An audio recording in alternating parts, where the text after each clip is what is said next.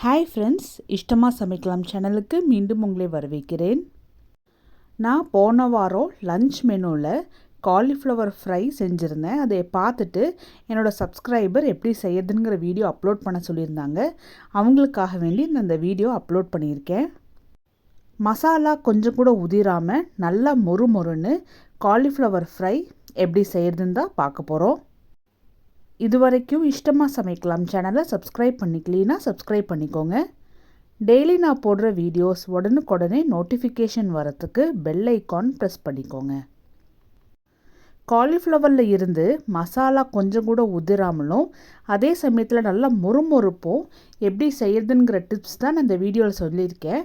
மத்தியானம் லஞ்சுக்கு வச்சா கூட நல்லா மொறுமொறுப்பாகவே இருக்கும். கடாயில் 2 லிட்டர் தண்ணி எடுத்துகிட்டு இதில் தேவையான அளவுக்கு உப்பும் 1/4 டீஸ்பூன் மஞ்சளும் போட்டு நல்லா கொதிக்க வச்சிடணும். நான் இன்றைக்கி 1 கிலோ காலிஃப்ளவர் தான் வாங்கிட்டு வந்திருக்கேன்.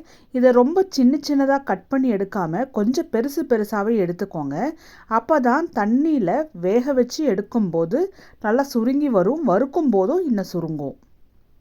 தண்ணி நல்லா கொதிச்ச உடனே பீஸ் பண்ணி வச்சுருந்த காலிஃப்ளவரை கொஞ்சமாக போட்டுட்டு கரண்டி வச்சு நல்லா இது போல் தண்ணியில் கலந்துட்ருங்க. ஆரம்பத்தில் பார்க்கும்போது காலிஃப்ளவர் ரொம்ப மேலேயாக நிற்கிற மாதிரி தான் இருக்கும். அதுக்கப்புறமா தண்ணியை எல்லாம் நல்லா உறிஞ்சிக்கிட்டு நல்லா உள்ளே மர்ஜ் ஆன மாதிரி ஆகிடும். காலிஃப்ளவர் போட்ட உடனே தண்ணி ஒரு கொதி வந்தாவே போதும், ஆஃப் பண்ணிவிடுங்க. அதுக்கப்புறமா ஒரு 10 நிமிஷம் இந்த சூட்லேயே விட்டுடலாம். அப்போ தான் காலிஃப்ளவரில் ஏதாவது புழு இருந்தாலும் வெளியில் வந்துடும். சூடாக இருக்கும்போதே காலிஃப்ளவரை நல்லா இது போல் நான் வடித்து எடுத்துட்டேன். காலிஃப்ளவரில் தேவையான அளவுக்கு உப்பு போட்டுக்கலாம். உப்பை கம்மியாக சேர்த்திக்கிங்க, ஏன்னா தண்ணிலையுமே நம்ம உப்பு போட்டு தான் காலிஃப்ளவரை உள்ளே மர்ஜ் பண்ணி வச்சுருந்தோம். இதில் நான் 1 டீஸ்பூன் தனி மிளகாய்த்தூள், 1 டீஸ்பூன் மல்லித்தூள், 1/4 டீஸ்பூன் ஜீரகத்தூள், 1 டேபிள் ஸ்பூன் கரம் மசாலா தூள், இந்த காரத்துக்கு ஏற்ற மாதிரி நீங்கள் இந்த மசாலாவை ஆட் பண்ணிக்கலாம். காலிஃப்ளவரில் இருந்து மசாலா தனியாக பிரிஞ்சு வராமல் இருக்கிறதுக்காக நான் 2 டீஸ்பூன் கார்ன்ஃப்ளவர் மாவு சேர்த்திக்கிறேன். இது கூடவே 1 டீஸ்பூன் மைதா மாவு, நல்லா மொறுன்னு கிறிஸ்பியாக வரத்துக்கு 1 டேபிள் ஸ்பூன் அரிசி மாவு. இந்த மாவு எல்லாமே சேர்த்தும் போது தான் மசாலா உதிராமல் நல்லா மர்ஜ் ஆகிக்கும், அதே சமயத்தில் மொறுமொறுப்பாக வரும். நான் ரெஸ்டாரண்ட்டில் கிடைக்கிறது போலவே கலர் வேணுங்கிறனால நான் கொஞ்சமாக ரெட் ஃபுட் கலர் சேர்த்திருக்கேன். இது ஆப்ஷனல் தான். இப்போ மசாலா எல்லாமே காலிஃப்ளவரில் படுற மாதிரிக்கு நல்லா கலந்துட்டுக்கோங்க. எந்தளவுக்கு மசாலாவோட சேர்த்தி காலிஃப்ளவரை நல்லா கலந்துடுறோமோ அந்தளவுக்கு மசாலா நல்லா பிடிச்சிருக்கும். மற்ற காய்கறி மாதிரி காலிஃப்ளவரில் மசாலா ஒட்டிக்காது.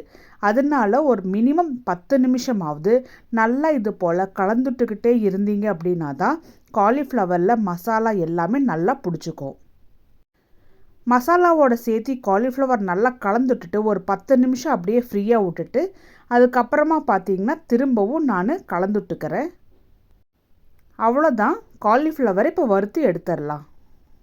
கடாயில் தேவையான அளவுக்கு எண்ணெய் ஊற்றிட்டு எண்ணெய் நல்லா சூடான உடனே ஃப்ளேம் ஆன்லேயே வச்சு காலிஃப்ளவர் எல்லாத்தையுமே நம்ம வறுத்து எடுக்க போகிறோம். மிதமான சூட்டில் வச்செல்லாம் வறுத்து எடுக்காதீங்க, வதக்குன்னு ஆகிடும். ஃப்ளேமை ஆனில் வச்சு நம்ம வறுத்து எடுக்கும்போது தான் நல்லா மொறுமொறுப்பாக இருக்கும்.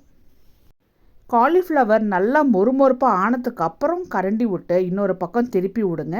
போட்ட உடனே கரண்டி வச்சு ரொம்ப குழப்பாதீங்க. காலிஃப்ளவர் உடஞ்சி போகக்கூடிய தன்மை இருக்குது, அதனால உடஞ்சி போயிடும். காலிஃப்ளவர் 2 பக்கமும் நல்லா மொறுமொறுப்பாக ஆன உடனே எண்ணெயிலிருந்து வடித்து எடுத்து வேற ஒரு பிளேட்டில் மாற்றி வச்சிடலாம்.